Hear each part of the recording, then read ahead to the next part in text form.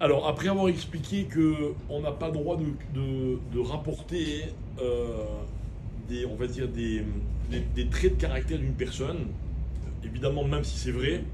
Bon, par exemple, quelqu'un qui est limité dans un domaine ou dans un autre, il n'est pas très intelligent, on m'a dit. Ok, on n'a pas le droit de dire, on n'a pas le droit de raconter, ça s'appelle du lachonara. Ou bien il n'est pas très fort, ou bien il n'a pas de force de caractère, vous voyez. On va dire, ah, celui-là, bon, de toute façon, il est arrivé ça, ouais, mais bon, tu sais, le pauvre, c'est pas quelqu'un qui a beaucoup de force de caractère. C'est pas du lachonara, a priori, c'est un état. Et chacun, il a ses qualités et ses défauts. Non, ça s'appelle aussi du lachonara. Maintenant, vous allez voir que c'est encore plus compliqué. Jusque-là, ça va, vous tenez le coup. Vous parlez encore? On va voir. Alors, Chavezrim, il dit Keshem she'asur leotzi diba al chavero, ken al chafatzav asur leotzi diba. De la même manière qu'on n'a pas le droit de dire du lachonara sur une personne, on n'a pas le droit de dire du lachonara sur les objets d'une personne, sur ce qu'il possède. D'accord? Bon, par exemple, quelqu'un qui a une voiture verte, voilà. Ta voiture, c'est une poubelle. Non, mais ça dépend. Si celui qui a une voiture verte, il pense qu'il y a une qualité d'avoir une voiture verte, il n'y a pas de problème. C'est pas une critique. Mais par exemple, c'est problématique.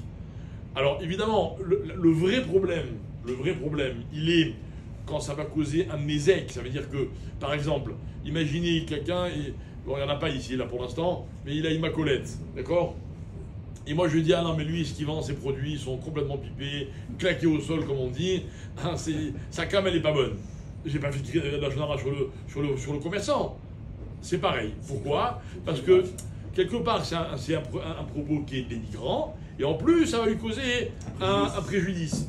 Maintenant, quelqu'un, par exemple, qui achète une voiture, ou n'importe quoi, il dit, ah, tu vois, celui-là, il connaît rien en voiture, il achète toujours des voitures complètement nazes, ou bien, tu as vu comme il s'habille mal, il n'a pas des beaux habits. Kamouvan, évidemment que c'est dénigrant, d'accord, c'est méprisant, et si on lui demandait son avis, évidemment qu'il aurait honte qu'on parle de lui comme ça. Donc, c'est assourd de parler des affaires des autres. On peut pas dire. Une belle voiture, je sais pas. J'ai cherché dans Chavezrim, il dit pas. Ok. Maintenant, dernière halakha pour ce matin. D'après vous, qu'est-ce qui est plus grave? De parler devant une personne, du lachonara, ou devant deux personnes?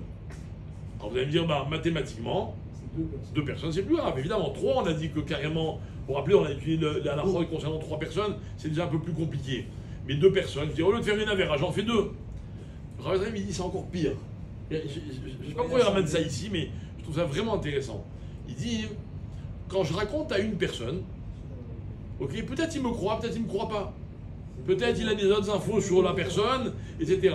Si je raconte à deux personnes, voilà, un, il va appuyer, mais il va convaincre l'autre. Non seulement moi je raconte, l'autre il reçoit la shonara, mais l'autre il dit, ah bon, c'est vrai? Et ah ouais, tu crois? Ouais, bah apparemment il a raison, hein.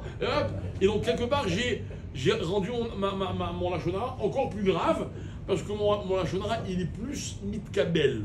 Vous vous rappelez? C'est-à-dire que si quelqu'un il me dit du lachonara de quelqu'un d'autre, ok, maintenant moi j'ai pas choisi d'entendre, j'ai entendu. On avait expliqué, je peux dire je suis pas mékabel, pas évident, mais on pourrait ne pas recevoir, ne pas accepter. D'accord? Non, je te crois pas, l'homme mékabel. Et quand je vois la personne après, c'est comme si j'avais pas entendu. Ok, admettons que ce soit possible. Ok? Donc ça veut dire que quoi? Que dans la vera, il y a celui qui parle, celui qui écoute. Celui qui parle, il a la vera de celui qui écoute parce que c'est à cause de lui. Donc c'est celui qui parle, là, il dit à deux personnes, et qu'à cause de ça, ceux qui écoutent, ils écoutent encore plus ou encore mieux. Ça, la vera, elle est encore décuplée. Et voilà pourquoi, avant ce Kippour, je vous propose, pendant Kippour, de penser à cette avéra et d'essayer de faire tout ce qu'on peut pour parler le moins possible des autres. Parce que de toute façon, quand on parle des autres, malheureusement, on arrive toujours à risquer de faire du lachonara. Voilà. Tada.